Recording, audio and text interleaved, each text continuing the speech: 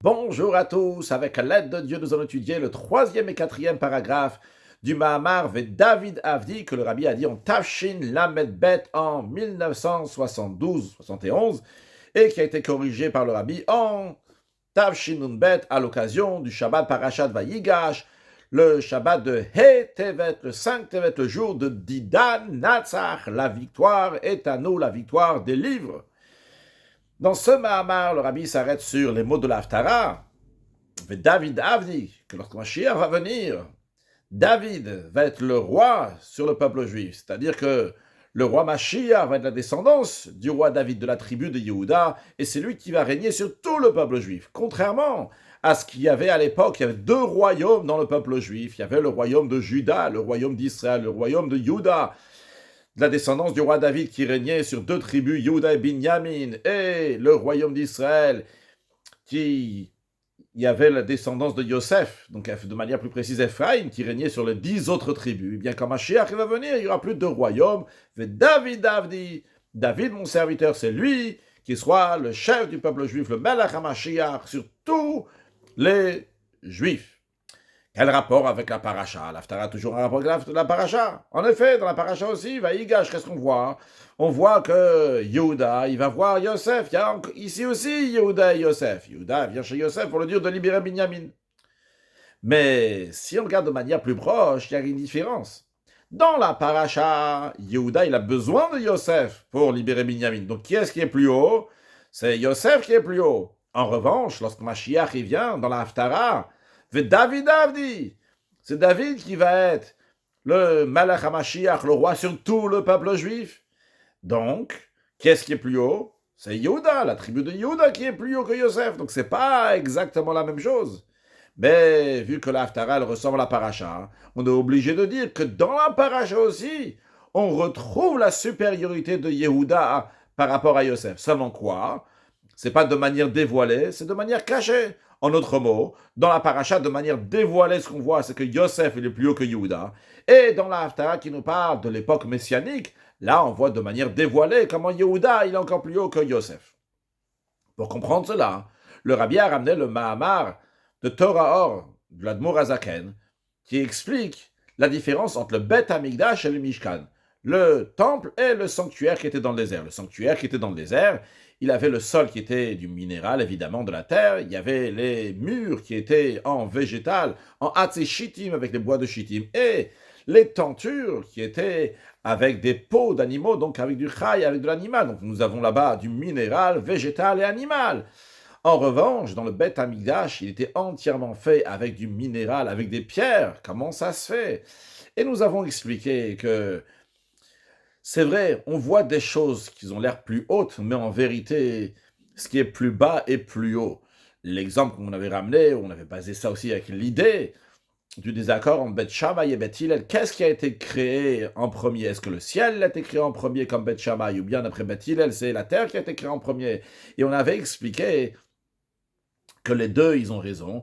La question, elle est, dans quoi on parle? Si on parle de Marshava dans la pensée, alors sauf Maaseh, Marshava Trila, la fin de l'action et au début de la pensée, c'est-à-dire que ce qui a été créé finalement, donc la terre, c'est elle qui était au début de la pensée. Donc, si on parle dans la pensée, dans ces cas-là, c'est la terre qui a été créée en premier. C'est comme Beth Hillel, il dit que c'est la terre qui est supérieure, qui est avant. En revanche, si on dit comme Beth Shammai, alors qu'est-ce qui est écrit avant?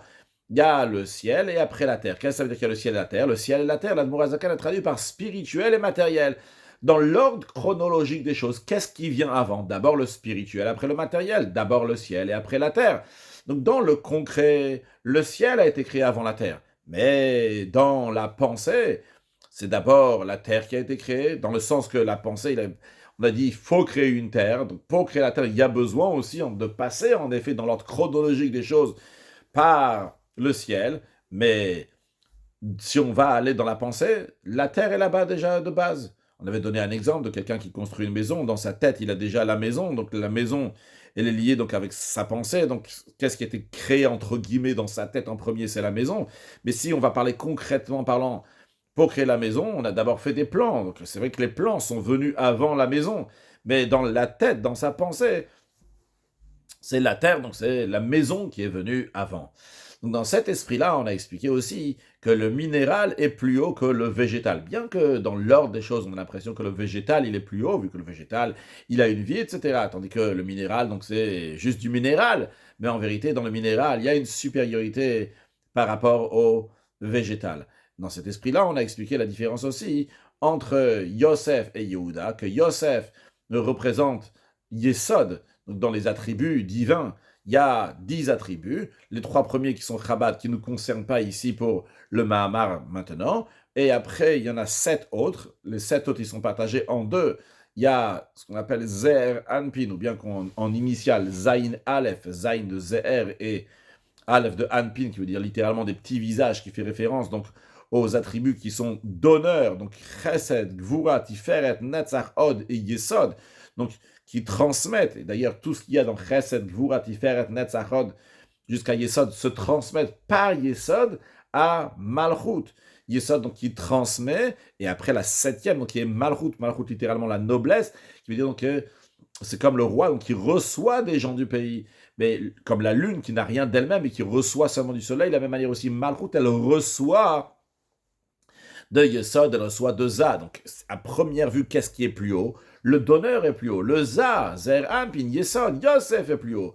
Mais en vérité, qu'est-ce qui est plus haut? Ce qui est plus haut, c'est Malchut. Malchut a une supériorité. En quoi s'exprime la supériorité de Malchut? C'est que Malchut, sa source, elle est dans Keter, comme nous allons l'étudier aujourd'hui de manière plus approfondie. Donc, la source de Malchut, c'est donc Keter. Keter qui représente donc un niveau qui est au-delà des mondes, que de la même manière qu'une couronne, le mot Keter veut dire couronne, une couronne est au-delà de la tête, de la même manière aussi, Malchut reçoit sa source, elle est rattachée constamment à quoi? À Keter. Et c'est d'ailleurs la raison pour laquelle que dans le temple, il y avait essentiellement donc du minéral. C'était fait en minéral. Pourquoi? Parce que le minéral représente un niveau plus haut que le végétal et animal. Ça manque quoi? Dans le Mishkan, là-bas, c'était un endroit qui était provisoire pour Akadosh Baruch Hu, donc le dévoilement divin n'était pas si grand que ça. C'est la raison pour laquelle il y avait d'autres choses que du minéral. Par contre, le temple, qui ressemble au dévoilement des temps futurs, dans lequel, quand Mashiach va venir, on va voir la source de chaque chose. Et on va voir comment la source de Malchut est plus haute, comme il est écrit que Eshet Chai la terre et Bala, que la femme vertueuse, c'est la couronne de son mari. Ça, on ne voit pas aujourd'hui, c'est quand Mashiach va venir, on va voir comment la femme, c'est la couronne du mari, comment Malchut, elle est plus haute que Zeran, puis comment Malchut, qui reçoit, est plus haut que Yesod, qui donne, que la femme qui reçoit est plus haute que l'homme qui donne. Ça va être uniquement l'Ati de Lavo dans les temps futurs que ça va se dévoiler. Mais aujourd'hui, on ne voit pas ça. Aujourd'hui, qu'est-ce qu'on voit? On voit la supériorité du donneur. Donc on voit aujourd'hui, dans la paracha, on voit la supériorité de Yosef par rapport à Yehuda. Comme dans le Mishkan, on voyait une supériorité par rapport au Beth Amikdash. Mais dans les temps futurs, ça va se dévoiler la supériorité qu'il y a dans Yehuda, dans le minéral, dans la chose qui est la plus basse par rapport à ce qui est plus haut, et on verra comment Yehuda est encore plus haut. Maintenant, la question, elle est comment on retrouve dans la paracha que Yehuda, il est plus haut que Yosef. A priori, si tu lis la paracha, on ne voit pas la supériorité de Yehuda par rapport à Yosef. Tu me dis, dans les temps futurs, on va voir en effet que Yehuda, il est plus haut que Yosef. En effet, dans l'Haftara, elle parle dans les temps futurs, lorsqu'il y aura le Melech HaMashiach, on voit la supériorité de Yehuda par rapport à Yosef, que David Avdik, c'est David mon serviteur, qui va être le Malach HaMashiach sur tout le peuple juif. Mais où est-ce qu'on voit ça dans la paracha? Eh bien justement, on va expliquer ça dans le sens profond, dans Seif Gimel. Veyuvanze, on va comprendre cela Behagim, en introduisant d'abord. Lorsque Yehuda a voulu éveiller Yosef qui va lui donner le flux divin, c'est-à-dire évidemment il y a l'histoire de la paracha dans le pshat, dans le sens simple en effet, il y a Yehuda qui vient chez Yosef et dit Bi Adoni s'il te plaît mon maître, je veux parler à tes oreilles, etc. Car toi tu es comme Paro, comme les commentaires que le Rashi l'explique, tu es important comme Paro. Il y a 4 explications de Rashi, toutes les belles explications. Il y a le sens simple. Ici, on est en train de parler dans le sens profond. Qu'est-ce que représente Yehuda et Yosef et le dialogue qu'il y a entre Yehuda et Yosef, qu'est-ce qu'il représente? Lorsque Yehuda il vient dire à Yosef, Bi Adoni, s'il te plaît, de grâce, mon maître, il est en train de dire à Yosef, Bi, donne-moi Adoni, mon maître. Qu'est-ce que ça veut dire, donne-moi mon maître? Yehuda dit, Malchut, et c'est ici, c'est l'adresse, c'est dans moi que le flux divin va venir. Toi, Yesod, s'il te plaît, envoie le flux divin dans moi-même. J'ai besoin de toi, Yesod, pour pouvoir recevoir ce flux divin. Mais pour le motiver, pour le stimuler, qui va vouloir donner ce flux divin à Malchut, car a priori, Zeir Anpin, Yosef, Yesod, dit quoi? Je vais aller descendre à Malchut, c'est bas, c'est pas de mon niveau, je veux pas aller dans Malchut. Alors pour le motiver, qu'est-ce qu'il dit Yehuda Yosef? Il dit Kichamocha keparo. Amarle Kichamocha keparo, car toi tu es comme Paro. Ici nous allons traduire Kichamocha keparo dans le sens profond, qui va lui dire sache, si toi, Yosef, Yesod, tu vas me donner du flux divin à moi, Malchut, Bi, dans moi, Adoni, mon maître, Yosef, mais dans moi, envoie le flux divin, eh bien par cela, tu vas être comme Paro, comme nous allons voir dans la suite, c'est-à-dire que par cela, tu vas être comme le niveau de Keter qui dépasse les mondes. On va expliquer dans la suite, sur le texte d'abord, va biur basé. L'explication elle est Teliot, Sham, Shacham, Mizeran, Pin, Yosef, le Malchut, Yehuda, Yerida, le fait, vu que faire descendre un flux divin de Zer Anpin, donc de Yosef, qui est donneur, qui fait partie des attributs qui donnent à Malchut, donc qui est l'attribut qui reçoit, donc qui représente Yehuda, Yerida, c'est une descente. Pourquoi descendre, aller plus bas? Imaginons, je suis en train d'étudier la Torah, il faut aller s'occuper d'un autre juif qui va mettre de fille, d'un autre juif qui va aller manger kasher. C'est une descente. Je suis dans un monde spirituel, un niveau qui est très très haut, et tout d'un coup on me dit, boum, redescends, faire quelque chose de concret, va faire quelque chose donc qui est plus bas que ce que je suis en train de faire maintenant. C'est une descente à première vue. Alors la reine bir Yehuda le Yosef. C'est pour ça que Yehuda, il dit à Yosef, il dit, chez Adrab, au contraire, à l'idée, par cela, que tu vas descendre de ton niveau et aller à Malchut. Ti ali à Zer Anpin. Zer Anpin, Yesod, et tout ça va avoir une élévation. C'est quoi l'élévation? Chez Kamor Paro, tu vas être comme Paro.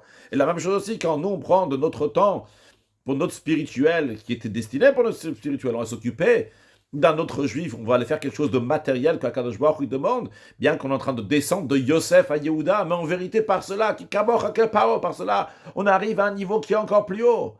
Et c'est ça que Yehuda est en train de dire à Yosef. Il lui dit, descends, Biadoni, donne-moi du feu divin. Tu t'inquiètes, c'est une Yerida, c'est une descente. T'inquiète pas, Kichamocha Paro, par cela, tu vas avoir le niveau de Paro. C'est quoi cette bracha-là, Kichamocha Paro? Tu vas être comme Paro. Si on souhaite à quelqu'un soit comme Paro, il ne va pas être très content a priori. Mais dans la Chassidoute, c'est expliqué, c'est ce qui est dit dans la Kabbalah, dans le Zohar, que Paro spirituellement, c'est un niveau qui est extrêmement haut. D'ailleurs, en parenthèse, c'est la raison pour laquelle que Dieu il a dit à Moshe Rabbeinu à un certain moment, Bo el Paro. Il dit, viens chez Paro. Il n'y a pas écrit Lech el Paro, va chez Paro.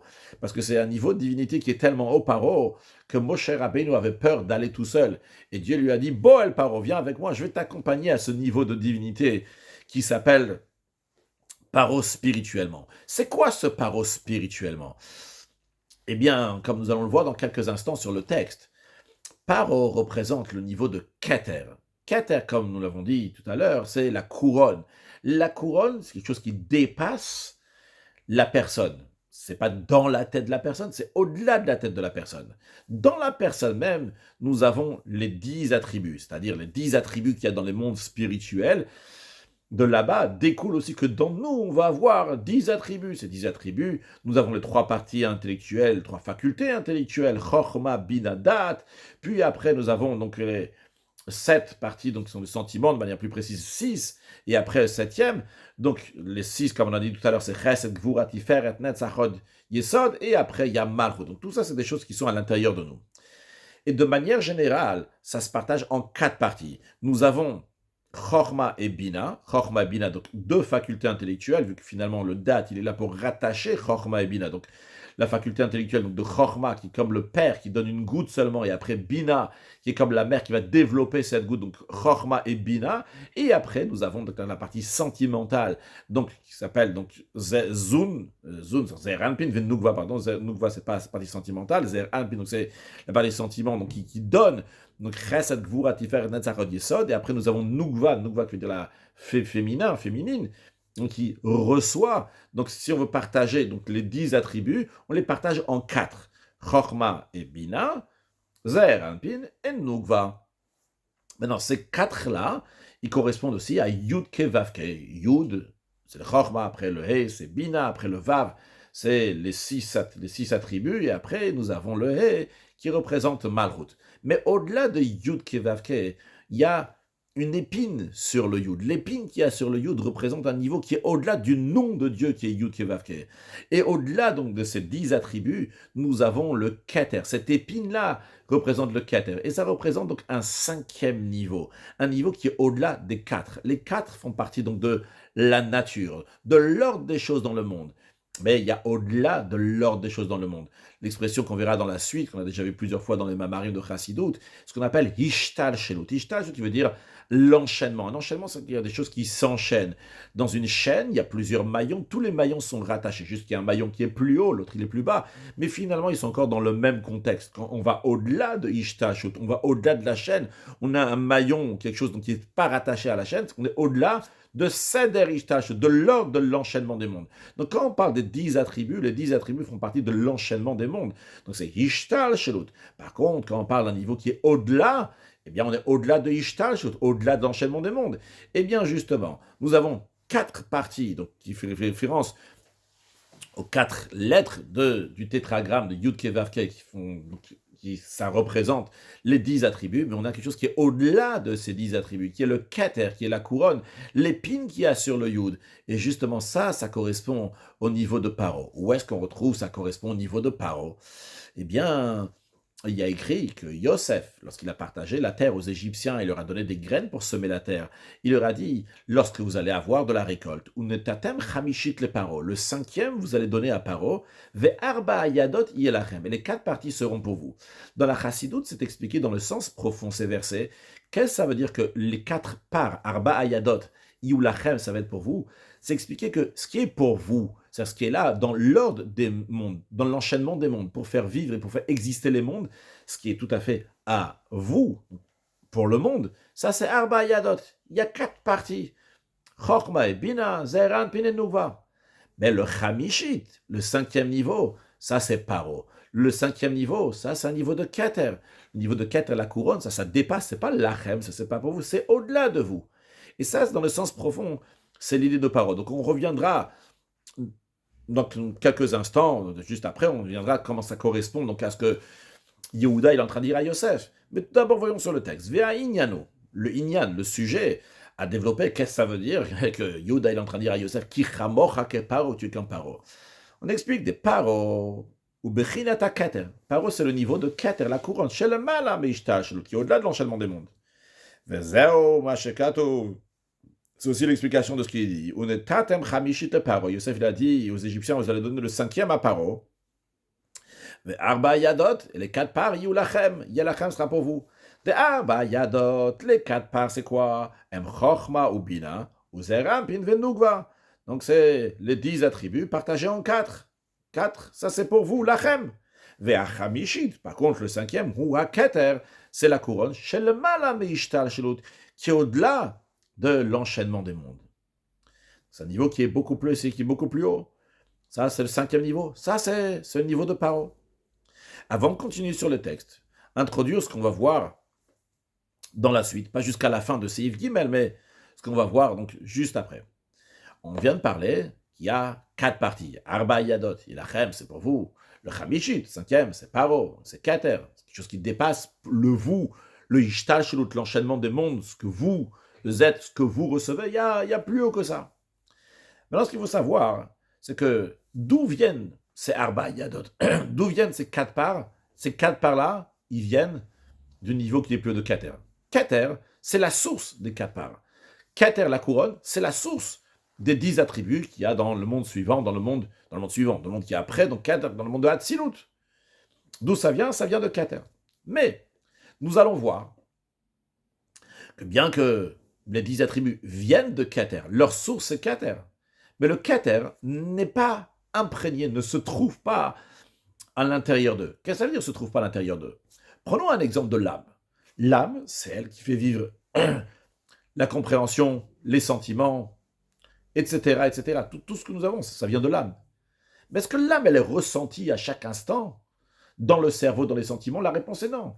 Quand quelqu'un est en train de réfléchir, en général, il réfléchit avec sa tête, de manière normale. Quand je dis de manière normale, il n'y a pas l'âme ici qui est en train de se dévoiler. Lorsque quelqu'un est en train de marcher, il n'y a pas l'âme qui est en train de se dévoiler de manière particulière. Lorsqu'il est en train de porter quelque chose, il n'y a pas l'âme qui est en train de se dévoiler de manière particulière. En revanche, il peut y avoir certaines situations dangereuses ou des situations qui touchent à cœur énormément la personne, qui fait que la personne va dévoiler une capacité intellectuelle qui n'était pas du tout a priori de son niveau. Il va réussir à comprendre quelque chose parce que ça le touche énormément, ça le concerne très fortement, et il trouve des inventions brillantes intellectuelles alors que c'est pas du tout son niveau, c'est pas du tout son style en général. De même, quelqu'un il va découvrir une force de courir parce qu'il y a le feu ou bien parce qu'il doit sauver lui-même ou sauver un membre de sa famille. Il va réussir à porter quelque chose qu'il n'a jamais l'habitude de porter. Impossible, mais parce qu'il y a une force, l'adrénaline qui se dévoile ici. J'ai lu une fois qu'il y avait quelqu'un qui était en train de changer le pneu de sa voiture et que quand il a enlevé donc, le pneu, il y a, je ne sais pas ce qu'on appelle le pneu ou la roue, donc le morceau de fer comme ça qui est tombé sur la jambe de sa fille. Et le gars, il a tout de suite soulevé sa voiture, enlevé la jambe de sa fille et continué son travail. Et après, il a réessayé de soulever la voiture, c'était impossible. Il y a ici l'adrénaline, une force particulière qui s'est dévoilée, qui s'est mise à l'intérieur. Donc l'âme en général ne s'exprime pas dans les forces du corps. Mais il y a certaines situations dans lesquelles l'âme s'exprime dans les forces du corps. Et quand l'âme s'exprime dans les forces du corps, à ce moment-là, les forces du corps prennent une autre dimension, une dimension qui est beaucoup plus grande que celle qu'ils ont d'habitude. Ça reste encore des forces du corps, mais ils prennent une dimension qui est complètement différente que la normale. Alors, en ce qui nous concerne, c'est vrai que le Keter, c'est lui qui donne aux attributs. De Keter, de l'âme, entre guillemets, viennent les attributs, les 4 parties. Chochma, bin, Azeran, pin et Nukva. Mais il y a des fois qu'on amène le Keter dans le Chochma, ou bin, Azeran, pin et Nukva. On amène le Chamishit, le 5e, on l'amène dans les 4. Et à ce moment-là, les 4 prennent tout à fait une autre dimension. C'est ce que nous allons voir ici en 2 étapes sur le texte. V'yesh lomar. Il faut dire, ça, que les 4 parties vont être pour vous. Ça vient la suite, compte tenu de 5e, tu donnes à Paro. C'est-à-dire, il n'y a pas écrit 4 parties va être pour vous, la 5e va être pour Paro. D'abord, on te dit la 5e va être pour Paro. Et après, on te dit les 4 parties vont être pour vous. Qu'est-ce que cela veut dire? C'est par le fait que tu donnes la 5e à Paro, par le fait que tu t'attaches d'abord au Keter, que tout d'abord tu commences avec ce 5e niveau, que tout d'abord tu commences avec l'épine du Yud, tu commences avec le Keter, la couronne, ce qui dépasse, ce qui est au-delà de Ishtashelut. Eh bien, après, tu commences avec ça, tu commences avec amener le Ket à la couronne qui est au-delà de l'enchaînement du monde. Alors, suite à cela, même les 4 parties qui sont à vous, qui sont dans l'enchaînement du monde, qui sont dans la nature du monde, ils prennent tout à fait une autre dimension, une dimension qui est beaucoup plus forte. Et dans la note 17, le rabbi dit, Valderech pirush. Et comme l'explication, que le 5e qu'on donne à la tzedaka, ça élève les 4 parties qui sont à vous. C'est-à-dire, dans le Shulchan Aruch, quand il y a écrit les lois de tzedaka, il y a écrit que combien il faut donner. Il y a écrit il faut donner un chomesh, il faut donner un 5e, qui correspond à 20%. Quelqu'un, il a gagné 1000 euros, il doit donner 200 euros. Mais non, il y a appris dans la suite. Il écrit que ça c'est mitzvah mina moufra, c'est faire la mitzvah bien comme il faut. Après, il y a écrit mida benonit, un comportement moyen, c'est donner le masse, c'est donner 10%, donner 100 euros pour les 1000 euros. En tous les cas, en ce qui concerne ce chomesh, ce 5e, qu'est-ce qu'il y a écrit dans la chassidoute? Que ce chomesh, il élève aussi les 4 autres parties. Et ça élève les autres 4 parties. Pas tout ça, que ça élève les 4 autres parties, qu'eux aussi, ils vont être rattachés avec Akadosh Baruch, ou bien ces 4 parties sont à toi, mais c'est rattaché avec Dieu. Alors, comme je comprends, la note ici est basée sur la suite. Le rabbi, ce qu'il est en train de dire ici, c'est lorsqu'un juif, il donne le chomesh, il donne le 5e, eh bien, à ce moment-là, les 4 autres parties qu'il reçoit, ils reçoivent une adrénaline particulière. C'est 800 euros qui lui restent, ils vont avoir une force d'investissement qui est exceptionnelle. Pourquoi? Parce qu'ils sont liés à Keter, ils sont liés au Chamishit, ils sont liés au 5e, ils sont liés à un niveau qui est au-delà de Ishtal, qui est au-delà de l'enchaînement des mondes. Et le rabbi il ramène une preuve à ce qu'il dit du Zohar. Qu'est-ce que ça veut dire à ce qu'il dit? Est-ce que le rabbi est en train de dire que quand on commence avec le Chamishit de 5e, à ce moment-là, les 4 autres parties, ils sont à un niveau qui est beaucoup plus haut. Où est-ce qu'on retrouve ça dans le Zohar? Dans le Zohar, il est écrit des paro, qu'est-ce que représente paro, ou des péri ou galian mine kol neorin. C'est que se débride et se dévoile de lui, de paro, kol neorin, toutes les lumières. Alors qu'on apprend le Zohar de manière simple, ça veut dire que paro, c'est un niveau si haut, les lumières sont débridées, il y a plein de lumière qui vient de paro.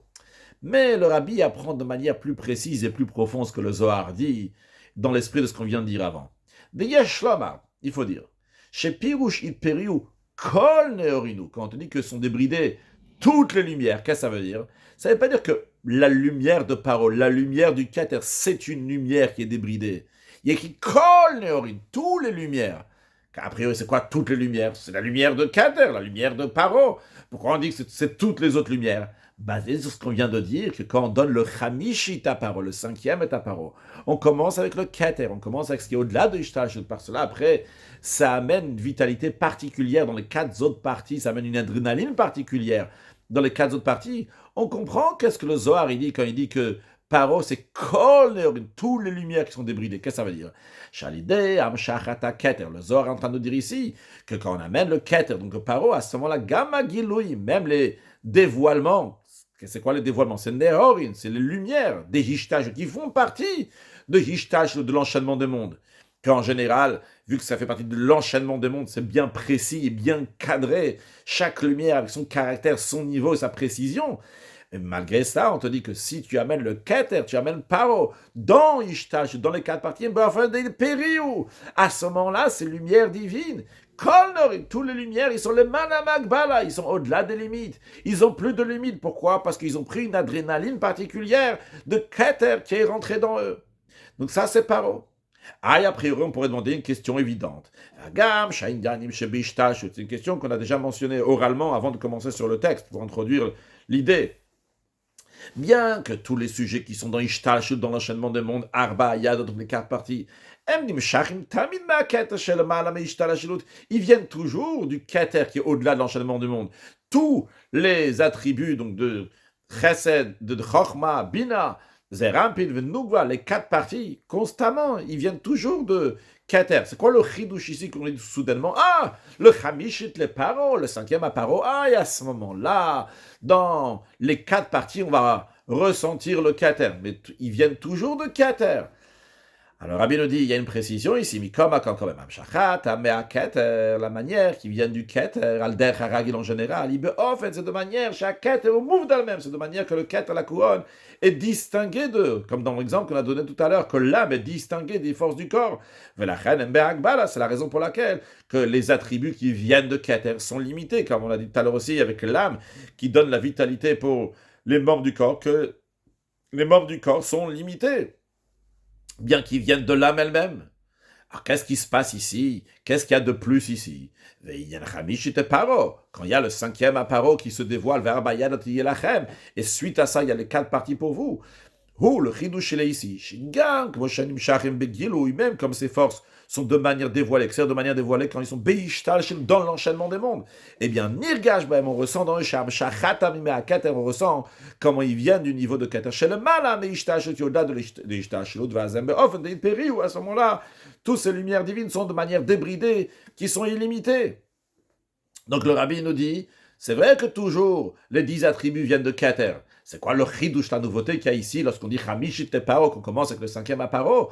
C'est que toutes ces lumières divines qui sont dans Ishtash, dans l'enchaînement du monde, ils vont être aussi débridés comme paro. Pourquoi? Parce qu'on amène le Keter dans le Ishtash, on amène ce qui est au-delà de l'enchaînement du monde, dans l'enchaînement du monde. On amène le 5e dans les 4. Pas juste que le 5, il est à distance des 4. Pas juste que paro, il est à distance du reste. Pas juste que le Keter, il est à distance des 10 attributs, ce qui est en général comme ça, comme l'âme qui est à distance des forces. Mais là, c'est comme l'âme se met dans les forces du corps. C'est comme le Keter se met dans les 10 attributs. C'est comme donc cette force qui est au-delà du monde se met dans les 10 forces, donc dans les forces du monde, dans Ishtash, et par cela, ça prend une ampleur qui est exceptionnelle et très particulière. Donc, en tous les cas, qu'est-ce qu'on a vu? On a vu, c'est quoi? Paro. On a vu que Paro, c'est pas juste un niveau comme ça, c'est un niveau qui est très très haut. C'est le Keter qui est au-delà de Ishtash. Quand tu amènes Paro dans Ishtash, ça donne des forces à la Ishtash de l'enchaînement des mondes. Alors maintenant, revenons au dialogue qu'il y a entre Yehuda et Yosef. Yehuda, il est en train de dire à Yosef, hello, Yosef, Biadoni, Yosef, Yesod, c'est dans moi, c'est dans Malchut qu'il faut mettre le chef à le flux. Ah, et t'as peur d'une Yerida, t'as peur d'une descente, c'est vrai. Toi, tu fais partie donc des attributs qui sont dans le monde de Hatzilut, qui sont très très saints. Et moi, je suis tout en bas de Hatzilut, je suis seulement Malchut. Et d'ailleurs, comme on verra dans la suite, que Malchut, l'attribut de Malchut, qui est le dernier attribut, après il descend et il sort, il va à l'extérieur. C'est lui qui après il va faire les mondes qui sont inférieurs de Bria et Tzira, Sia, des mondes dans lesquels on ne voit pas que de la divinité. Donc il est bas, ce Malchut-là. Qu'est-ce que Yesod va aller faire maintenant avec Malchut?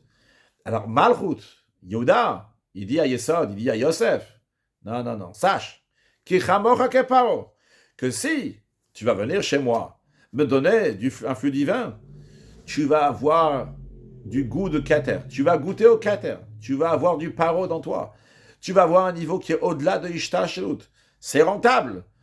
Ça a l'air comme ça, c'est une Yerida, mais sache que par cela, tu vas recevoir plus. Voyons sur le texte qu'on est en train de dire.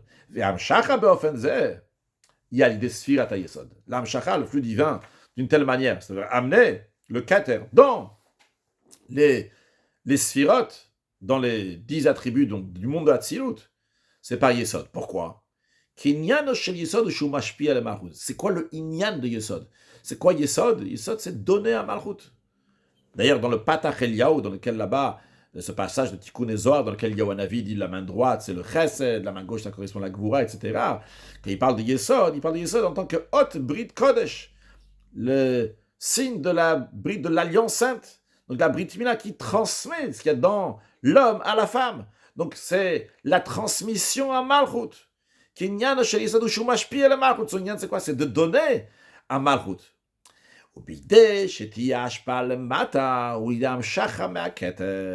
Et pour que la hashpa va venir en bas, c'est par le fait que ça vient de Keter. L'idée, on va la développer plus dans la suite du Mahamar, on va développer longuement cette idée-là, mais l'idée générale, pour pouvoir un peu apaiser l'esprit déjà dès maintenant. Si un grand professeur, il veut transmettre quelque chose à un enfant, il doit se ressourcer à un niveau très profond dans lui-même pour pouvoir transmettre une grande idée à un enfant. Car en général, un professeur, il veut parler avec d'autres professeurs facilement. On a le même langage, la même compréhension, dans le même esprit. Mais lorsqu'il s'agit de prendre un sujet intellectuel qui est très très haut et de le transmettre à un enfant, là, il y a besoin de remonter, de prendre des forces particulières pour pouvoir transmettre ça à un niveau qui est plus bas. Alors c'est l'idée. Yesod, il fait partie du monde d'Hatzilut, il fait partie du Goufa, il fait partie du corps. Après, Yesod, c'est le Siyuma du Goufa, c'est la fin du corps, c'est la fin du corps du monde d'Hatzilut, c'est la fin du corps de la divinité. Alors, pour que Yesod, il va sortir d'où il est, il va descendre, il va aller dans Malchut, qui est beaucoup plus bas. Alors, pour cela, Yesod, il a besoin d'une force particulière. Cette force particulière, justement, c'est le Keter. Alors, quand Yesod va transmettre à Keter, Yesod va transmettre à Malchut, par cela, il va avoir du Keter. Kichamocha keparo, Yehuda dit à Yosef, lorsque tu vas transmettre à moi, à Malchut, tu vas avoir du paro, tu vas avoir du Keter. Zeh shamar paro Keter le Yosef Yesod. Ce qu'on est en train de dire ici, ça correspond aussi à ce que Paro il a dit à Yosef. Quand on dit Paro il a dit à Yosef, si on va traduire ça spirituellement, c'est que Keter, il dit à Yesod, qu'est-ce qu'il dit? Il dit, ah, tati al-beti, toi, Yosef, tu vas être responsable de mon palais, de ma maison. Ve'alpi chayisha kolami, et basé sur ta parole, tout mon peuple va avoir ce qu'il a besoin. Ou bilader, alo yarimichet yadoved raglo, à la suite Gomer, etc. Après, il y a écrit, et sans toi, personne ne va lever sa main et son pied, donc personne ne va pouvoir s'armer sans ton accord, etc. Alors, qu'est-ce que ça veut dire spirituellement parlant? Paro qui est Keter, il est en train de parler à Yesod. Il est en train de lui dire le rôle, comment les choses se passent. Il lui dit comme ça. Le flux divin qui vient de Keter, qui vient de Paro. Qu'est-ce que ça veut dire le flux divin qui vient de Keter? A priori, on a déjà dit tout à l'heure que toujours, tous les 10 attributs viennent de Keter. Alors, Rabbi rappelle dans la parenthèse. C'est l'adrénaline, le rajout de lumière qui vient de Keter dans les 10 attributs. Dans tous les niveaux de l'enchaînement des mondes, ce qu'on appelle ici Kolami, tout mon peuple. Comment ça va se passer? Paroïdi, il y a l'idée Sirata Yesod. C'est par Yesod, c'est par toi Yosef, Al-Pira, par ta bouche, par tes ordres de Yosef. C'est-à-dire que Paro, il dit, c'est toi qui vas gérer ma maison, c'est toi qui vas gérer Keter, la transmission de Keter. Ve'al-Pira, basé sur tes dires, eh bien, comment tout le monde va pouvoir recevoir, c'est à travers Yesod. Donc le Keter, il passera par Yesod, lorsque Yesod va donner à tous les niveaux de Ishtash. Donc ça passe par Yosef. Ve'afal-Piken, mais malgré cela, Rakakis Egdalmemeka. La chaise, elle sera plus grande. Ah, ici, le rabbi va nous dire encore un autre point. Quand je dis encore un autre point, c'est-à-dire ce qu'on a pris jusqu'à présent, c'est que dans Keter, il y a deux manières pour l'instant qu'on a vu Keter. Keter, comme il fait exister les 10 attributs. Et comme il est distinct des 10 attributs, il n'est pas intégré, il ne se trouve pas dans les 10 attributs. Comme l'âme, qui fait vivre toutes les forces du corps, mais ne se trouve pas dans le corps. Après, on a vu une deuxième manière de Keter, que Keter va se trouver dans les 10 attributs. Comment le Keter va rentrer dans Yishtal Shilut. Comment l'âme va rentrer dans le corps. Il y a une adrénaline particulière qui rentre ici dans le corps. Mais ce qu'on va voir maintenant, c'est que malgré cela, finalement, ce n'est pas le Keter tel qu'il est. Ce n'est pas l'âme telle qu'elle est. C'est l'âme comme elle s'exprime dans les forces du corps. C'est le Keter comme il s'exprime dans les 10 forces. C'est des forces qui prennent une force incroyable. La compréhension, maintenant, va être un niveau qui est beaucoup plus grand. Les sentiments vont être un niveau qui est beaucoup plus grand. Mais finalement, c'est encore des sentiments, c'est encore des attributs, c'est encore Chorma et Bina, Zerampin Venukva. Ça manque quoi? Ils ont du Keter, mais c'est pas Keter lui-même. Et Paro, il dit, Avalbiken, Rakakisek Dalmemaka. Le trône, il sera plus grand que toi. Qu'est-ce que ça veut dire?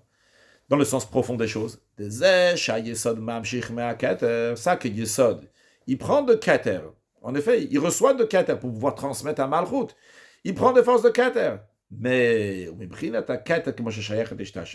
c'est Keter, comme Keter, il est lié avec l'enchaînement du monde.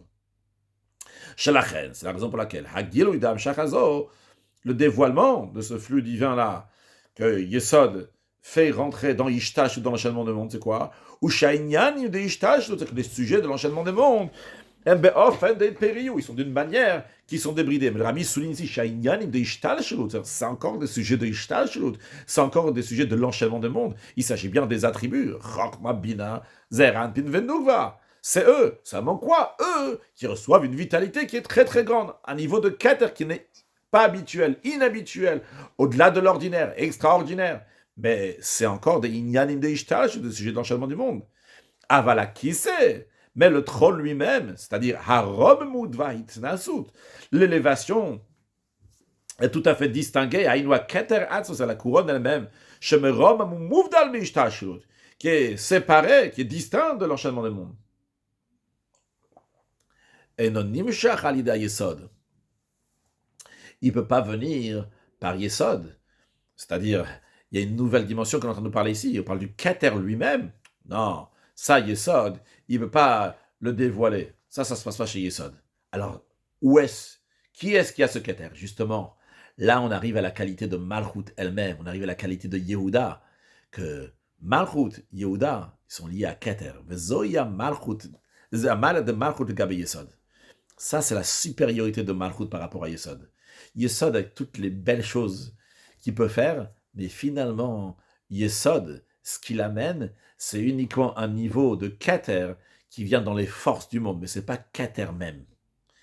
Mais des Shoresh Malchut, par contre, la source de Malchut, ou Bea Keter Atzmo, c'est dans la couronne elle-même. D'ailleurs, dans la note 21, le Rabbi Yoléa, il a noté chez Gamma Malchut, Niket qui c'est la Malchut aussi, ce 10e attribut est appelé Kisé, c'est le Kisé, le trône qu'on a parlé avant, pour Paro, que Paro, il a ce trône, qui s'appelle Rakakisek dans le Maka, qui refait référence au Keter lui-même, eh bien, on retrouve aussi que Malchut est appelé Kisé, en effet. Malchut est rattaché à Keter.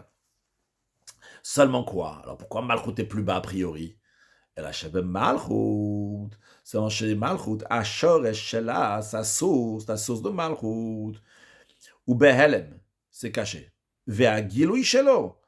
Et le dévoilement de Malchut, ou à l'idée Zeranpin. C'est pas quand Yesod va donner à Zeranpin, et pas Yesod va donner à Malchut, à ce moment-là, ça va dévoiler la source de Keter, la source de Malchut, pardon. C'est-à-dire que tous les sphirotes leurs sources, c'est vrai qu'ils sont dans Keter, mais Keter, comme il est lié avec Ishtar, avec l'enchaînement des mondes. Deuxièmement, même cette source-là est toujours distinguée, elle n'est pas dévoilée dans les 10 attributs, elle n'est pas dévoilée dans les 4 parties, dans Chochma Bina, dans Zer Anpin Venouva. En revanche, lorsqu'il s'agit de Malchut, sa source, c'est dans Keter même. Et sa source est dans Keter, c'est pas que Malchut est distingué d'elle, mais Malchut, c'est son sujet, c'est que la note 21, que Malchut est appelé, qui c'est, est appelé à la chaise. C'est ça, justement. Donc ça, c'est la qualité de Malchut. Seulement quoi? Est-ce qu'on voit la qualité de Malchut? Non. La qualité de Malchut, on ne voit pas. On ne voit pas comment Malchut il est lié avec Keter. Mais validé chez Zam, égal et Malchut Asharet Shela. Mais lorsque Yesod, il transmet un flux divin à Malchut, et par cela, donc Yesod ou Zeram, Pinza, il dévoile dans Malchut sa source. Donc c'est quoi la source de Malchut? C'est Etzema Keter, la couronne elle-même. À ce moment-là, Gamza Mital et Dagazo, à ce moment-là, même Zeher Anpin s'élève à ce niveau-là de Keter lui-même. Et pour cela, Za, il a besoin de donner à Malchut. Yesod, il a besoin de donner à Malchut. Ce qu'il en ressort de là, c'est que nous avons les 10 attributs comme ils sont de manière ordinaire. Puis nous avons les 10 attributs lorsqu'ils reçoivent une vitalité encore plus grande de Keter. Mais ce n'est pas encore Keter même. Par contre, lorsque Yesod, donc Zeranpin, va donner à Malchut, et à ce moment-là, va se dévoiler la source de Malchut qui est Keter. Et à ce moment-là, Za aussi va profiter de Etzema Keter, de l'essence de Keter. Et c'est ça que Yehuda est en train de dire à Yosef. Sur le texte, Zeu Shama Yehuda le Yosef. C'est ça que Yehuda dit à Yosef. Bi Adoni, donne-moi le flux divin. Toi, Yosef, Yosef, donne-moi. Sache quand tu vas me donner, Ki Chamocha Paro, tu vas être comme Paro. Par le fait que dans moi, dans Yehuda, tu vas donner du flux divin à chef Amiyissa, donc à donner, mon maître Yosef va donner que par cela va se dévoiler dans Malchut sa source. C'est quoi la source de Malchut? Etzemaket, l'essence de la couronne. Par cela, tu vas être comme Paro. Tu vas être comme Paro. Toi aussi, tu vas recevoir l'essence même de la couronne. Et basé sur cela, on comprend la réponse à notre question. Comment quand Yehuda va chez Yosef, c'est vrai qu'a priori, on est en train de dire ici, c'est Yosef qui est plus grand, vu c'est Yosef, c'est lui qui a la possibilité de donner. Donc, c'est vrai que de manière dévoilée, Yosef, il est plus grand. Mais on l'a dit, dans la Haftara, on voit que Yehuda, il est plus grand. On est obligé de dire que dans la paracha aussi, Yehuda, il a une grandeur, et comme on l'avait dit d'ailleurs dans le cours précédent, que dans la Haftara, c'est ce que les Nevi'im, les prophètes, ils disent, que les prophètes Gila Sodo, ils dévoilent les secrets de la Kadosh Baruch Hu, ils dévoilent ce qu'il y a dans la paracha, ils dévoilent ce qui est dans la Torah, de manière plus claire. Donc, si dans les prophètes, on nous dit que Yehuda, il est plus haut, c'est que dans la paracha aussi, Yehuda, il est plus haut. Seulement quoi, il faut le retrouver dans la paracha. Comment on retrouve la supériorité de Yehuda dans la paracha? Basée sur l'explication chassidique que nous avons vue ici, on a compris que Yehuda, il a une supériorité par rapport à Yosef. Parce que par le fait que Yosef va lui donner, par cela, il va avoir le niveau de Paro. Donc, tout est juste. D'un côté, Yosef, il est plus haut. Qu'est-ce que c'est que Yosef, il est plus haut? Yosef, c'est le donneur, il est plus haut. Yosef, c'est lui qui a les moyens. Yosef, il est plus haut. Ça, c'est ce qu'on voit Begil, ou ce qu'on voit de manière dévoilée. Mais ce qu'il y a caché, c'est quoi? Ce qu'on ne voit pas dans Malchut. On ne voit pas dans Malchut que sa source est Etzemaketer, c'est la couronne. Mais lorsque Yosef va donner à Malchut, lorsque Yosef va donner à Yehuda, à son là qui kamocha keparo, il va avoir le niveau de Malchut même. Ça se dévoilait le Keter que Yosef ne peut pas avoir sans Yehuda. Il est obligé de passer par Yehuda pour avoir le Keter, parce que Rakaki sait que dans le Mecca, le trône, la couronne elle-même, le Keter, ça, il est plus grand que Yosef. Il est au-delà de Yesod. Uniquement dans Malchut se trouve le Etzema Keter, la couronne. Et pour que Yesod va recevoir Keter, pour cela, il a besoin de donner à Malchut. Et d'ailleurs, pour traduire ça dans des mots simples aussi, comme on a dit au début du Mahamar qu'on a pris au début, c'est Yves Gimel tout à l'heure, que lorsqu'on donne à quelqu'un d'autre, on reçoit encore plus. Lorsqu'on prend de notre temps, alors que c'est le temps qui est sacré pour des choses à nous personnelles, on le prend pour quelqu'un d'autre, et quelque chose qui est plus bas, plus ordinaire, on est nous-mêmes gagnants, on reçoit quelque chose d'exceptionnel. Le Rabbi a dit des dizaines de fois, rappelez ce que l'Admour Azakan dit au début de Torah, que lorsqu'on aide un autre, eh bien, Nasim Mochov Libo Elef Peamim Zachim Kacha, le cerveau et les sentiments deviennent raffinés 1000 fois plus. Et le Rabbi a dit que c'est littéralement 1000 fois plus, c'est quelque chose qui devrait prendre 1000 heures pour étudier, va prendre maintenant 1 heure. C'est extraordinaire. Quand on aide quelqu'un d'autre, bien nous-mêmes on reçoit. Et ça rejoint aussi la note qu'on a fait tout à l'heure, je crois que c'est la note 17 qu'on a dit. Donc lorsque quelqu'un il donne l'Azdaka, il donne le Chomesh, il peut avoir l'air aussi qu'il est perdant là-bas. C'est pas dans la même chose, mais c'est dans le même esprit. Tu donnes le Chomesh, 20% de ce qu'il a gagné. Et s'il a gagné 10 000, il va donner 2 000, il va rester que 8 000. Et bien par cela, ces 8 000-là, ils vont avoir une très grande réussite. Ça, c'est un point fondamental dans les sikhot du Rabbi. On est en train d'apprendre ici, on est en train de travailler ça, des malchut, on va parler des choses qui sont spirituelles. Mais c'est des choses qui se traduisent dans la vie de tous les jours de manière simple et assez facile. Il faut méditer et mettre ça dans le concret. Continuons maintenant, Seif Dalet, mais avant, juste récapituler ce qu'on a vu ici, et qui nous concerne donc pour la suite.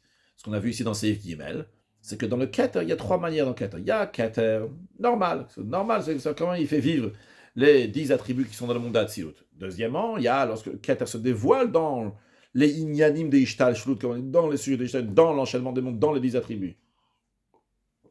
Qu'à ce moment-là, les 10 attributs, ils prennent tout à fait une autre dimension, une autre force. On a donné l'exemple de l'âme qui se met dans le corps, l'adrénaline qui rentre dans les forces, et à ce moment-là, donc on peut courir, on peut porter des choses, comprendre des choses, etc. Il dit que ce n'est pas l'habitude. Mais, encore, c'est le Keter comme il est dans des forces du corps. Le Keter comme il est dans les forces, dans des attributs. Ce n'est pas le Keter lui-même. Le Etzema Keter, ça c'est au-delà, c'est un 3e niveau, c'est le Keter qui est au-delà de tout. Maintenant, lorsque Yesod, il est en train de décider de transmettre, aller faire la transmission de ce qu'il a à Malchut, à ce moment-là, il reçoit de Yesod. Mais attention, qu'est-ce qu'il reçoit de Yesod? Il reçoit uniquement une partie extérieure de Yesod. Quand on dit partie extérieure, c'est le 2e niveau de ce qu'on a dit. C'est une sorte d'adrénaline. Donc le Yesod qui va rentrer dans les 10 attributs. Donc à travers Yosef, c'est ce que Paro lui a dit, Al-Pi Chaisha Kolam, tous les niveaux de Hishtash, de l'enchaînement du monde, ils vont pouvoir recevoir lorsque toi, Yosef, tu vas décider de donner à Malchut. Et d'ailleurs, comme on a bien dit sur le texte, qu'il n'y a no shel Yesod ou mashpi à la Malchut. Et vu qu'il est mashpi, alors il donne à Malchut, bien par cela, il reçoit de Keter. Mais quand même, c'est pas encore Etzema Keter.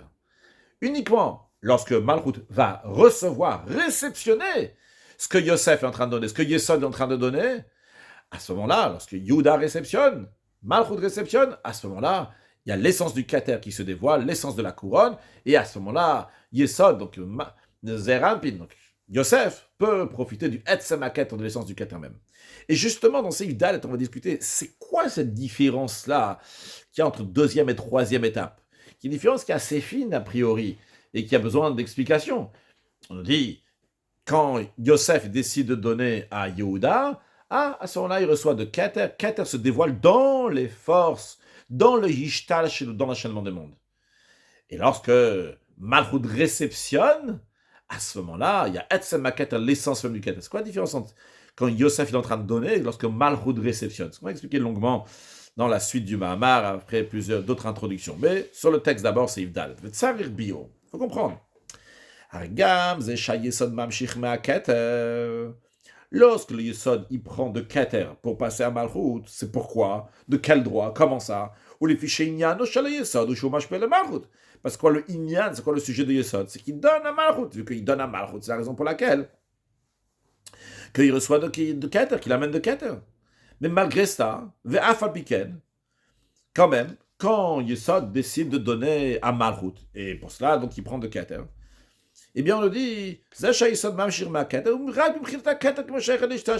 Keter, comme il est lié avec l'enchaînement des mondes. C'est le Keter qui va rentrer dans le sujet de Ishtal, chez Oudvrei, il va leur donner une adrénaline, une très grande force. Mais c'est seulement ça qui vient pour l'instant. Et la question, elle est au Mamitos Falidé à Inyan de Bi Adoni. Qu'est-ce qui se rajoute par le fait que Bi Adoni, dans moi, mon maître, c'est-à-dire que Malchut réceptionne. Qu'est-ce qu'il rajoute lorsque Malchut est en train de réceptionner?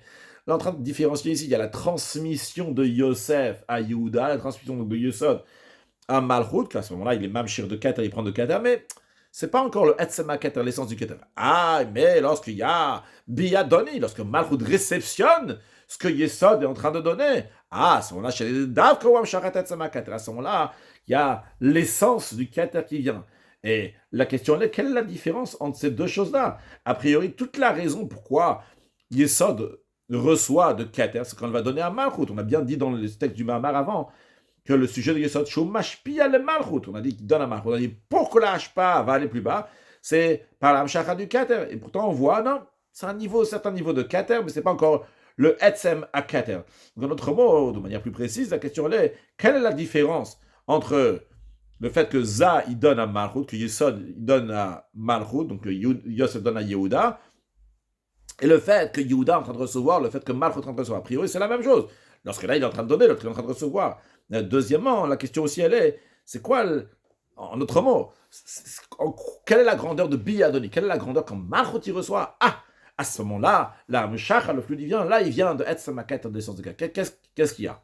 Alors, on va donner d'abord l'idée de la réponse, et après, on va développer un sujet pour expliquer la réponse. Il faut dire l'explication est la suivante. En effet, des Inyan Biyadoni, quand on dit dans moi mon maître, c'est que Malchut est en train de réceptionner, ou Losha Yesod Mashpi al Malchut. C'est pas le point que Yesod il est en train de donner à Malchut. Non, c'est pas ça. Malchut Nimshach Hashef Ama Yesod. C'est que Malchut a reçu Nimshach, c'est rentré dans elle, le flux de Yesod Biyadoni dans moi a donné mon maître. Ve'inyan, ve'agilu de Keter Shenimshach al Malchut Bekavat Hashem Yesod.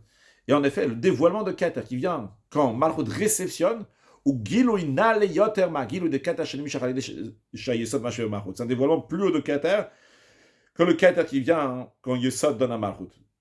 En autre mot, ce qu'on a dit ici, on n'a pas donné une explication rationnelle pour l'instant. On a juste dit les faits, les choses comme ils sont. Les faits. C'est quoi les faits? C'est qu'en effet, il y a deux choses différentes. Il y a Yesod qui donne à Malchut et il y a Malchut qui reçoit. C'est quoi la différence? On ne sait pas encore c'est quoi la différence. Mais il faut savoir qu'il y a oui une différence. Et vu qu'il y a une différence, c'est la raison pour laquelle il y a une différence du niveau de Keter qui va se dévoiler. Lorsque Yesod il est en train de donner à Malchut, à son là il reçoit de Keter. Mais un Keter comme il est lié avec Ishtal Shelut. Un Keter qui se dévoile dans les forces de Ishtal Shelut, d'enchaînement des mondes, qui donne une grande force. Dans Chochma Bina, dans Zerapin Venukva, ils prennent une autre dimension. Mais il reste encore des Inyanim chez Ishtal Shelut, des sujets de Ishtal Shelut, parce que c'est seulement un niveau de Keter, comme le Rabbi dit, Keter comme Sheikh Ishtashut, comme il est Ishtashut. Et lorsque il y a Biyadoni, lorsque Malchut réceptionne, il y a quelque chose de nouveau ici qui se passe, et c'est le Etzem Keter, l'essence du Keter qui se dévoile. Donc on n'a pas encore développé, mais l'idée, en effet, c'est deux choses qui sont différentes. Ça sera développé dans le prochain Seifim. Mais tout d'abord, pour cela, on va nous parler de la parole. Pourquoi on va nous parler de la parole? Car dans le Patach Eliyahu, donc le passage antiqué Zohar, qui compare donc les forces de l'homme par rapport donc à ces forces qu'il y a chez Akadosh Baruch Hu, comme on a dit tout à l'heure, que la droite ça représente le Chesed, le bras gauche ça représente la Gvura, etc. Eh bien, quand on parle de Malchut, de la royauté, de la noblesse, on dit Malchut paix. Malchut c'est la bouche. Qu'est-ce que ça veut dire la bouche? La bouche, c'est-à-dire la parole. Donc, nous allons discuter de la parole. Et on va approfondir sur la parole, dans ce séif-là, dans le séif aussi suivant, qui sera dans le cours prochain. Et en voyant donc des sujets sur la parole, on va faire un parallèle aussi avec Malchut pour mieux comprendre Malchut. Donc on va voir comment d'un côté, la parole, c'est la partie la plus extérieure, la plus basse dans la personne elle-même. Et d'un autre côté, comment la parole, elle se retrouve dans l'essence même de l'âme, encore plus haute que d'autres forces qui ont l'air plus importantes. Et donc après expliquer dans les deux extraits, on va comprendre aussi donc le sujet on va comprendre aussi le sujet dans Malchut. Alors, Ve'inyan. Donc la première étape, ce qu'on va expliquer, c'est comment la parole, c'est quelque chose qui est très extérieur, qui est très très bas, et en conséquence donc Malchut aussi c'est la même chose. Après, on va passer à l'autre étape, comment pourtant la parole, elle se trouve de Etzem HaNefesh dans l'essence de l'âme. L'exemple pour la tribu de Malchut dans les forces de l'âme, au Koach HaDibur. C'est la force de la parole. Comme il est dit dans Patach Eliyahu, Malchut, paix, que Malchut, la noblesse, paix, ça représente donc la bouche. Mais Atam, une des raisons pourquoi Malchut est exprimé par paix, par la parole, la raison elle est car la différence entre la force de la parole et toutes les autres forces du corps, quand on dit les autres forces, donc on prend par exemple la compréhension, les sentiments, la volonté, le plaisir. Toutes les forces qui sont dans l'homme, c'est pour sa nécessité à lui. Quelqu'un, il a besoin d'être quelqu'un qui comprend les choses. Quelqu'un, il a besoin de quelqu'un qui ressent les choses. Quelqu'un, il a besoin d'avoir ses volontés, il a besoin d'avoir ses plaisirs à lui. Mais c'est le tzarech hatzo, tout ça, c'est pour lui-même. Mais koach hadibur, par contre, la force de la parole, ou le lotzarech atzmo, c'est pas pour lui-même, et la bishul azulat, c'est pour l'autre. C'est pour quelqu'un d'autre. Quand il y a besoin de transmettre un message à un autre, alors il y a besoin de la parole. D'ailleurs, et si on parle de la personne elle-même, pour que la personne elle soit bien comme il faut, il y a besoin de quelqu'un qui est Baruch Hashem, que Dieu il donne, qu'il a la tête, la compréhension, qu'il a des sentiments, une volonté, un plaisir. S'il manque ça, c'est un manque dans la personne elle-même. Par contre, la parole, c'est bien de bien parler, mais c'est quoi la parole? La parole, c'est influencer sur l'autre. Quand on dit à Guter Redner, un bon conférencier, c'est quelqu'un qui s'est influencé sur d'autres personnes. D'ailleurs, parenthèse ou pas, mais le, le bon conférencier, ça peut être quelqu'un qui influence des autres, mais en vérité, des fois, il n'y a pas de sechel, il n'y a pas de midot. Le discours, il est très très vide, le contenu est très très vide, parce que c'est le dibour, c'est vraiment tout à fait extérieur, c'est l'influence sur les autres, c'est pas la personne elle-même. Évidemment que le dibour peut et doit être rempli de contenu, de bonnes choses, etc. Mais le dibour, il est pour, c'est pour l'autre. Contrairement à la compréhension, les sentiments, c'est la personne elle-même. Donc on voit ici que la parole, c'est extérieur à la personne. Vétéra, mais encore plus que ça. Des à dibur nishma lezulat, c'est ça que la parole est entendue à l'autre. Ou elle est des pour que la parole puisse être entendue, c'est qu'elle va sortir de la personne, à l'extérieur de lui. Vena, c'est nifrad madaner, ça veut dire séparé de la personne qui parle. Si la personne, elle garde, entre guillemets, si on peut dire, garder ses paroles dans lui-même, il aime beaucoup Rouven, il a plein de bonnes choses à dire à Rouven, mais tout reste dans sa tête. Il n'a pas exprimé. Rouven ne sera jamais au courant qu'il aime. C'est important de le dire, de le partager, parce que ça ne doit pas rester dans lui-même. Si ça reste dans lui-même, ça ne doit pas, ça lui de décider, mais en tous les cas, la parole, sa force, sa particularité, c'est elle va sortir de la personne. Et de Mizemouvan, allons plus loin. Donc en plus de un, qu'on a dit que la parole est pour l'autre, de deux, que la parole doit sortir pour qu'elle puisse être entendue à l'autre, le Rabbi va plus loin, dans le sens plus loin, plus haut même. Si on va aller dans la source de la parole, Garmenogal est Koach Hadibur. Donc la force de pouvoir parler, pas juste techniquement, quand je parle, en effet, ça sort de moi, mais la force de pouvoir parler. Quand on dit la force de pouvoir parler, c'est l'ifne shemedabem pol, avant même de parler. Tagam, chez Koach Hadibur ou Be'adamat, bien que la force de parler, c'est une force qui vient de l'homme lui-même. Mais c'est quoi le inyan de cette force-là? Inyano. C'est quoi le inyan, le sujet de la parole? C'est qu'il a la possibilité de sortir de lui-même et d'aller parler à l'autre. Il sort de son cocon, il sort de lui-même.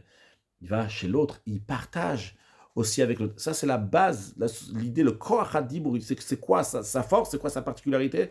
C'est qu'il peut sortir de lui-même. Il ne va pas rester dans lui-même. C'est même le koach hadibur, avant même qu'il sort. Si tu te demandes à quoi il sert cette force-là, c'est une force qui sert à sortir de la personne elle-même. Il ne reste pas dans lui-même. La même chose aussi quand on parle d'un roi, vu qu'on parle de Malchut. C'est vrai, on est en train de parler de l'attribut de Malchut dans les 10 attributs. Même quand on parle de Malchut, dans le sens d'un roi qui est roi, c'est quoi la force d'un roi? La force d'un roi, c'est une force extérieure de diriger le peuple. C'est pas donc des forces intérieures du roi, évidemment. On espère que le roi, il est intelligent, il a bon cœur, et il a plein de bonnes choses, etc. Mais cette particularité-là des droits, la particularité des droits, c'est pas, il va y avoir quelqu'un qui a une très très bonne qualité, mais il n'a pas la qualité d'être roi. Roi, c'est droit, c'est de diriger donc les autres. Parce que la royauté, c'est de sortir de soi-même et de diriger le peuple. Alors la même chose aussi, ce qui nous concerne, on est en train de parler de Malchut. Tout le inyan de Sirat HaMalchut. Quand on dit le inyan de Sirat HaMalchut, comme on le verra dans un instant dans la parenthèse, de la même manière qu'il y a eu la parenthèse pour le Koach HaDibur, la force de la parole qui est dans l'homme, dans la parenthèse, il y avait l'ifne shemedaber pol. Avant même qu'il parle, tout le inyan de la parole, c'est quoi? C'est pour l'autre. De la même manière, on va voir dans un instant la parenthèse, l'ifne sheyored et la Malchut, avant que Malchut descende pour faire les créatures. Car comme nous avons dit tout à l'heure, on a parlé juste brièvement de ça, parce qu'on voulait plutôt souligner tout à l'heure que Yesod donc fait partie encore de Za, fait partie du gouffre, du corps du monde de Hatzilut, qui fait encore partie de la divinité, tandis que Malchut, il est en train de descendre pour aller à l'extérieur, donc on a juste mentionné ça vite fait, mais je le rappelle maintenant que Malchut, sa particularité, c'est de créer des mondes, les mondes inférieurs, de Bria et de Siracia, dans lesquels on ne va pas voir la divinité. Alors, c'est quoi la force de Malchut? Avant même qu'elle descende pour faire les créatures, c'est quoi? C'est d'être la source des créatures, d'être la source des autres, d'autres choses sur le texte. Valder, Zobe Malchut, la même chose aussi dans Malchut. Shigam, Yotaba, Atzilut, même quand elle est dans le monde d'Atzilut, l'ifnesh yoredet la hachit avant même qu'elle descende pour faire vivre et exister les créatures, Ishoreshu Makoran Ivraim. Elle est la source des créatures. Son inyan, c'est quoi? C'est sortir du corps de la divinité, entre guillemets, de sortir de la divinité et d'aller pour l'autre, pour faire des mondes dans lesquels là-bas, on ne va pas avoir de divinité. Donc ça nous a expliqué la première partie de Dibour. Quand je dis la première partie, la première extrémité de Dibour, la partie que le Dibour, la parole, c'est quelque chose qui est bas, la force la plus basse dans la personne, qui est vraiment liée avec l'extérieur, même dans la base, dans le Koach HaDibour. C'est quoi tout son Koach HaDibour de parler? C'est l'extérieur. De la même manière aussi, Malchut. Malchut, c'est quoi son Inyan? C'est pour l'autre. C'est pas elle-même, elle n'est pas là pour elle-même. Elle est là pour l'autre, pour faire qu'il va y avoir des mondes qui vont se faire. Mais non, voyons l'autre extrémité. Le fait que la parole est dans le Etzem HaNefesh, dans l'essence de l'âme, et donc comme Malchut aussi est un niveau qui est très haut, donc qui est dans Etzem HaKeter. Veyesh lomar, il faut dire, de ma biur, imal zecha shorish de koach hadibur be'etzem hanefesh. Une des explications que la source de la force de la parole se trouve dans l'essence de l'âme. Quand on dit dans l'essence de l'âme, c'est-à-dire le mal, mais shorish de cholakorot. Au-delà de la source de toutes les forces de l'âme. Pourquoi? Si on va prendre les autres forces, pas celles de la parole, les forces qui sont par rapport au Gilouim d'Anefesh, de dévoiler l'âme elle-même. Qu'est-ce que c'est dévoiler l'âme elle-même? Le cerveau, il dévoile l'âme de la personne. Les sentiments, ils dévoilent l'âme de la personne. Qu'est-ce que ça veut dire? Quand tu dis, qu'est-ce que cette personne-là, elle pense de tel sujet? Qu'est-ce que cette personne-là ressent de tel sujet? Ici, on est en train de parler que l'âme, cette personne-là, elle voit les choses d'une telle manière, elle comprend les choses d'une telle manière, elle ressent les choses d'une telle manière. C'est sa volonté, c'est son plaisir. Ça, c'est l'essence de l'âme qui s'exprime. D'ailleurs, j'avais appris dans un autre Mahamar comment le Sechel et les Midot sont le Vusham et Yuchad, sont des forces, c'est un vêtement qui sont unis avec l'âme. Ils expriment l'âme. Donc, ils sont là pour être mégalés, dévoiler le Nefesh, pour dévoiler l'âme. Alors, ces forces-là, le Rabbi nous dit, les Kochot, Shemitzad Agilouim d'un Nefesh. Imyanamou, leur sujet c'est quoi? Ou Shem Gilouya Nefesh. Leur sujet c'est quoi? Ils sont là pour dévoiler l'âme. En effet, ils sont là pour dévoiler l'âme, donc ils sont à un certain niveau, qui sont proches de l'âme pour la dévoiler. Des Gilouy ou Bekirouv Lagun. Quand quelque chose est en train de dévoiler l'autre, c'est qu'il est proche de l'autre chose qu'il est en train de dévoiler ici. On a le Etzem HaNefesh, l'essence de l'âme. On a les Kochot HaNefesh, qui sont les Gilouy, le dévoilement du Nefesh de l'âme. Comme le Rabbi nous donne un exemple dans la note 25, bien que juste après l'exemple ici, qui ramène va plus loin de ce qu'on est en train de parler, mais l'exemple est suivant, Der Haor, Shu Davuk Bamar. La lumière, elle est rattachée au luminaire. Donc, vu que la lumière elle est rattachée au luminaire, elle peut dévoiler le luminaire, mais elle est collée au luminaire. Donc, les forces de l'âme qui vont dévoiler l'âme, c'est des forces qui sont rattachées à l'âme. Le Vusham Yuchad, un vêtement qui est uni à l'âme. Juste une parenthèse, quand je parlais tout à l'heure le Vusham Yuchad, peut-être j'aurais dû un peu plus expliquer qu'il y a d'autres, le Vushim, d'autres vêtements qui ne sont pas Meyuchad, qui ne sont pas rattachés avec l'âme. Par exemple, la pensée, la parole et l'action, ce ne sont pas donc des vêtements qui sont unis avec l'âme. Pas confondre ce qu'on est en train de dire ici, que c'est le Dibour il Quand je dis ils ne sont pas unis avec l'âme, c'est dans le sens que dans la pensée, quelqu'un il peut penser des choses qui ne correspondent pas avec ce que lui, vraiment, c'est quoi son idéologie. Et pour dire plus clair, quelqu'un il peut dire 2 plus 2 égale 5, même qu'il est sûr et certain que 2 plus 2 égale 5. Quelqu'un peut dire, Chaz de Shalom, dire quelque chose qu'il ne pense pas pour différentes raisons, que ce n'est pas lui-même. C'est un bouche à Nifal, un vêtement qui est séparé.